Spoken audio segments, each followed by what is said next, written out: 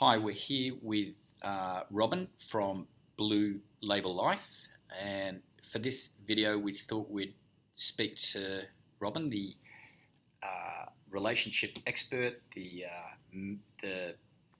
best matchmaker in Sydney and Melbourne, and we'd probably get a few ideas about her business, how long she's been around in the business for, and basically what type of people come to the business. So, g'day, Robyn. How you going? Hi. Good. Great. Yeah. So look, how long have you been in the dating agency business for? I've been over 15 years. Okay. Wow, that's a long time. It's a long time. Yeah, it's heaps. I think you'd be probably one of the. I'm an oldie. Yeah. Okay, that's excellent. So, what type of people you'd say use your Blue Label service? The majority of my clients are executives or business owners. Okay. Why is that? I think because they can afford it, or they can afford it, but this is outsourcing. So when you want the best of something in your life, you go to a professional. Yeah. So the mentality of the members I have, they know what they want and they go and get it. So they're quite proactive. In their life. So they have that mentality. That mindset. And what age bracket are the people? I have all different ages. So mid-20s normally up to late 60s, some older. Okay. Normally it's in 3 different categories. So the younger group have spent most of their life on their careers or travelling, living in different countries for their careers. So their main focus has been their career and their studies. And they've reached a stage in their life where it's important for them to find a really good connection to settle down and have a family and get married. Okay. What about the people in their, so the men and women in their late 30s, 40s and 50s? How come they're using your service? A lot of them have tried other avenues like the online and found it a waste of time or difficult to connect. When you say online, what do you mean? So the dating apps, some of the dating apps. And it's a lot of... Like which ones you'd say? Because I know that the 2 big ones that come to mind would be, I guess... There's Bumble, RSVP, Tinder. Tinder, yeah. So they've gone onto Tinder and they've gone onto Bumble, they've used it, they've tried it. Yes. What's happened? They find it frustrating because they find it hard to connect with people. They prefer to connect with someone face to face. Because these apps it's kind of so random as well, and you've got so many options and so many choices, and it creates inertia. Yeah. So all the choice creates confusion, inertia. Yeah. Inertia, nothing really happens. Yeah. Plus, you don't know what they're looking for. Yeah. So you don't know what someone is looking for. If they're looking for something long term, they want to have a family. What do you mean? Where they are in their life. What can you elaborate a little bit more about inertia? What do you mean by that? So all the choice, and I think society is like that today. It's a very throwaway society. So if something doesn't work, we throw it away. So we're always looking for the next best thing. Okay. And online, there's all the choice.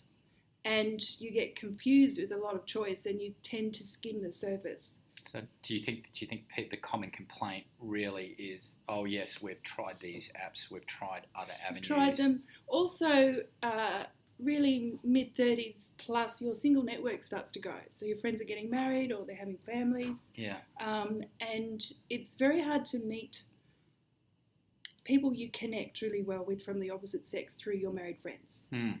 Because everything changes. Your social networks change. Okay. So they use us like a platform. Yeah. To meet intelligent, educated, so like-minded. So people have similar mindsets, similar values, and lifestyle, and want the same things. Okay, cool. So would you say that you have more men or more women, or it's more of an equal mix on the side? It's fairly even. Yeah. We are proactive. Yeah. So if we're ever lacking in agenda or anything specific, we will headhunt.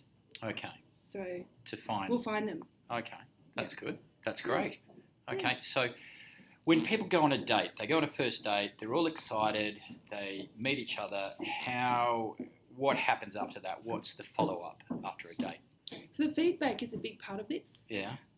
And it's getting to know what each client connects really well with. Okay. Which we don't really know until we start meeting people. But you can't, you've got to be realistic here that not all dates are going to go swimmingly well. It's not all going to be fantastic. There's going to be, as they say, a few mismatches, but, it's not a perfect world, and this is what happens in this space. Yeah. The best way we support our clients in that is to look at it as a fun social thing to do. So you're meeting people that you're going to intellectually connect with. So you're going to get along with them, and you have similar values. So there'll be some sort of connection. And if you can look at your match as a friend and slowly get to know each other, if you have a friend for life, then it's a value. So it's an added bonus, I guess. So what happens when people don't connect on the date? It has happened. It has happened. Look, I'm sure it will happen, but that's something that's the nature. And it's an opportunity. It's actually an opportunity to learn what's really important for that person. Normally, if there's something that could be confronting, it's normally because it highlights something that's very important for that person. Okay. And lastly, what advice have you got for people who are struggling to find a connection, a relationship, or to find their partner? I guess, in this day and age, what would you say to these people? It's great to be proactive. Mm-hmm. It's also about mindset. Mm-hmm. And it's also about having a strategy. I think a lot of us, we put so much strategy and thought and energy into our careers or our family life or travel, whatever, but not in our love life or our personal life. And if you put the same amount of strategy into this area of your life, you'd be just as successful as you are in other areas of your life. And it's just putting yourself in front of the right types of people. So networking events, can try online, anything to put yourself out there. That's the main thing, and I guess where your let's say dating agency service really comes into being handy is for people who have really tried all this and have sort of like not necessarily given up. Not necessarily.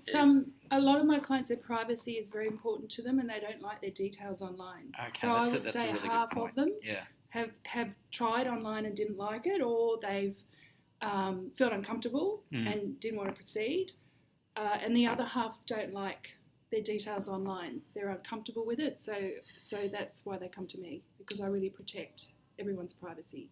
Okay, cool. Well, listen, thanks, Robyn, for all that information, and we will speak shortly again with some other dating advice. Awesome. Thanks very much. Thank you. Bye.